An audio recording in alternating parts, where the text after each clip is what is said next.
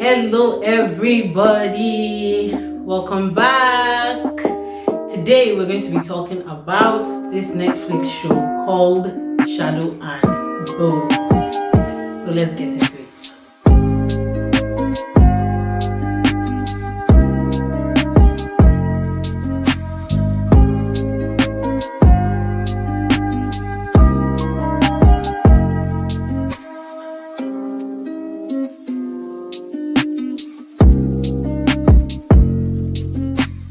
In the land of myth and the time of magic. No, I'm just joking. So yeah, the story of Shadow and Bone it's actually set in that kind of historic era too. So it's kind of like Merlinistic, but not it's a world on its own. It's actually a fictional world. It's not like England or whatever, it's a fictional world. So in this place there is magic and there is also science, and there are a lot of beings that can do some special things. One of these beings created a sort of wall made of dark matter and divided a country called Ravka into two. It became East and West Ravka. So this wall is not just a wall. It's almost like a fog-like dimension on its own that people can go into, and it will take time for them to pass out to the next side, and it's filled with monsters and some sort of demonic creatures like that. So unfortunately people can't go in, because once they go in it's dark, and if you try to put on a light, you will attract these creatures to you, and it has killed people. They set us in this world where these things happen, and they need somebody to come and set them free from this, because like I said, they were one country and they wanted to, they are divided by this fog-like dark matter situation. So you're looking for somebody that is going to come and rid them of this, so that they can become one country again. So in comes this special girl who is she looks half Asian, but there they call them Shu. So I think it's a country on its own, and they're kind of ostracized. I think they are seen as lesser in the country of Ravka. So the people of Shu are seen as lesser in the country of Ravka. I think the Shu people are actually a nationality on their own. But anyway, whatever the case, they can tell that this lady has some parental, a parent from the Shu nation, and so she's looked down upon. She actually lost her parents when she was younger, and so she lived in an orphanage, and she only has one person that she can truly rely on, her best friend called Mal. Her name is Alina, and she has a best friend called Mal. He also is ostracized and is looked down upon, and they're both orphans, and they grew up together, and their bond is so tight and so strong that she would never ever want to be around or be with anybody else. And there is this thing that they do when they are younger. They test them to see if they're the kind of people that have powers, and these people that have powers, they call them Grisha. So if they have powers, they will actually take them away and take them to a place called the Little Palace, where they train them to harness their powers and use it for their nation and for the greater good. So because she didn't want a situation where she would be separated from her best friend at all, she didn't take the test. She found a way to not take the test, so that they both grew up together. So these two people grew up together, not knowing what they are or who they are, and they entered into the army. Something happened, and they had to actually go into this dark foggy thing called the Fold, and it was there that we discovered that this girl Alina actually has special powers, and not just any kind of special power at all, but the one power that they've been looking for to destroy this thing called the Fold. And so we get to see this story unfold with this lady, this chosen, come to save the world basically. So actually, when I saw the trailer for this thing, I saw it a few weeks before it came out, and when I saw it, I instantly felt this vibe about it. I was like, this thing is based on a book. I felt it, I don't know, but there's a way that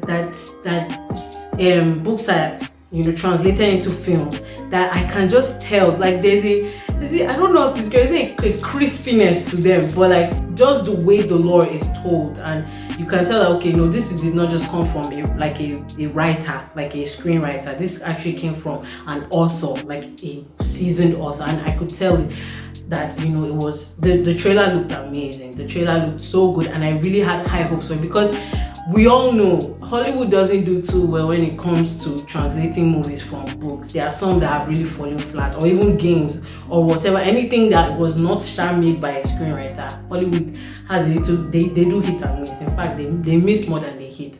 So this was really dicey for me, but I was excited about it because the trailer was on another, like it was epic. Plus, it had my boy Ben Barnes. Oh gosh, oh my goodness.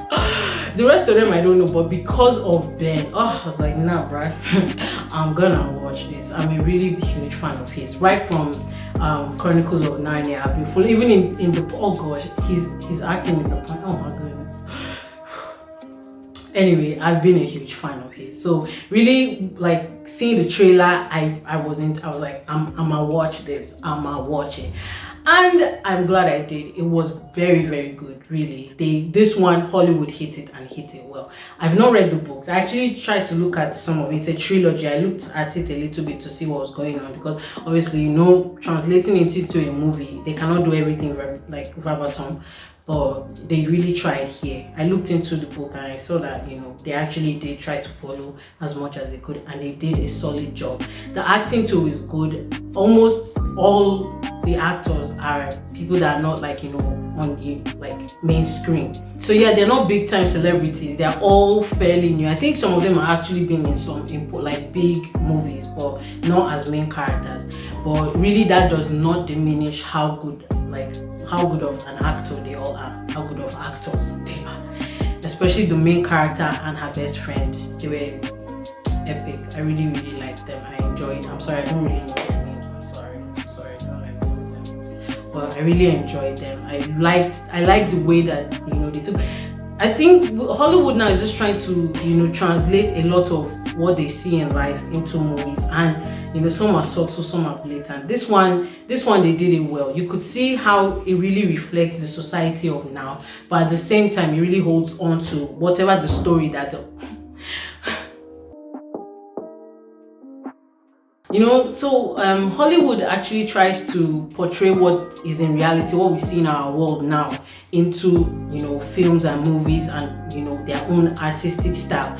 And a lot of times they overdo it. Sometimes it's, you know, sometimes they overdo it, sometimes it's just okay. Here it was actually, you know, very good.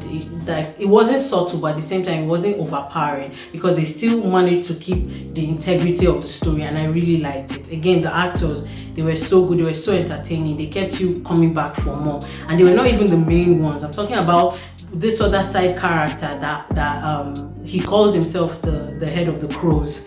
So him and his two crow best friends, they're not his best friend, they're kind of like his workers, but all of them, they were just, every time they were on the scene, I loved it. There was also another side story about this lady called Nina. She's a heart render. If you watch it, you'll know what I'm talking about. And her story with somebody from a different country who hunts down people like her. Their own story too was very nice, about, you know, diversity and accepting people for who they are. It was really enjoyable. It really did, you know, leave me wanting more, and like, really, I liked it. The storyline as well, again, it's from a book. A lot of times, if you read a book, it's more interesting than a movie. So if a movie does it bad, it's not because the book is bad, but, you know, when it does it good, you can tell that the book actually is good, and this one really reflects it. The book is obviously good, and the TV series as well was good. So if you watch it and you really enjoy it, you can even go and read the book yourself. Go and look for it online and read it. It's a trilogy. I'm sure it'll be interesting. I don't know if I'm going to do it. I like reading books, but I don't know if I'm going to do it myself. I think I'll just wait for it to get into the big screen so that I can see Ben Barnes again. Oh, Benjamin. Sorry, he's my day. Oh my god. Okay, we back. So like I said about the storyline, it's really interesting. It's like I said, it's like it's not very magical, because they also talk about the fact that this is not something that they are doing that is like, because they are called witches. So this is not witchcraft. This is not it's not magic. They don't refer to themselves as practicing magic. They say they do science, and each Grisha has like their own way of, you know, manipulating the science around them, and they don't just make from nothing. They actually take from what is, and I really like that about, like, you know, just kind of making it seamless, you know, you know, Land of Myth and Eternal. You know what I'm talking about. Less like that. It was really compelling. I like the emotion and the way the characters fed off of each other. A lot of times, so many of the main characters didn't actually see each other, but you could tell just by the way the acting was so good, right, that by the way they talked about the other person, that you could feel like they were there. And I think that's a really good, sign of like good character development. I really like the characters. They were so interesting and enjoyable. Especially, it's very hard though, but like for me to like main characters. She's not my favorite, but I really like the main character. Obviously, my favorite is your boy, the Darkling Benjamin Bond. You already know. I'm sorry. It's just he has to be there. He has to be my number one. He's good. I think he's not even probably. Okay, he is one of the most seasoned. So you can tell. You can tell from the way he's acting. Your boy is solid. I don't want to get into spoilers, but he's a show stealer. He's a show stealer. Yes. Obviously, this was just the first season, so they leave the end like with some big questions and opportunity for a season 2 to happen. So that's exactly, they give us a cliffhanger and some sort of subtleties as to what will happen next. And again, it's a book, so if it does well, which I think it did, we are expecting to see a season 2. And if they do it the same as season 1, they'll probably get new fans. It already did well, but I think it's going to be a bigger thing than it already is. It's really enjoyable. If I were to rate it, I would say it is worth taking time out to watch. In fact, by the time you start, do it on a weekend when you're not doing anything. By the time you start, you don't know when you finish it. It's just 8 episodes. So take your time and watch it and enjoy it. Yes, it's good like that. Okay, that's it for me and Shadow and Bone. Thank you so much for watching. I really hope you guys go and watch it yourself. It's really, really interesting. Thank you so much. And as always, I wish each and everyone knew your wellness in every single area of your lives.